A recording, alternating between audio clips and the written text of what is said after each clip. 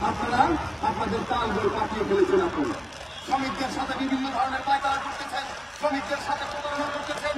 পূর্বের সরকারগুলো প্রতারণা করেছেন, আওয়ামী লীগ প্রতারণা করেছেন, বিএনপি প্রতারণা করেছেন। নাম ধরে বলবো, কাউকে ভয় পাই না। তারাই রাষ্ট্র পরিচালনা করেছেন, জাতীয় পার্টি রাষ্ট্র পরিচালনা করেছেন, আওয়ামী লীগ রাষ্ট্র পরিচালনা করেছেন। সবাই আমাদের শ্রমিকের সাথে প্রতারণা করেছেন। কিছুই তার নাই, না শিক্ষার ব্যবস্থা, না খাদ্যের ব্যবস্থা, না পুষ্টির ব্যবস্থা। আমার শ্রমিকরা রুগ্ন দেহ নিয়ে রিক্সা চালায়।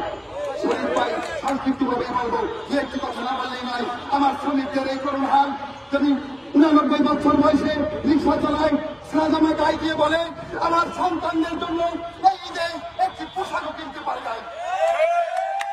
তখন মনে হয় শ্রমিক নেতা হিসেবে আত্মহত্যা করি, নিজের জীবনকে স্বর্গস্থ করি, কারণ আমার শ্রমিকটা কি পেল এই বাংলায়।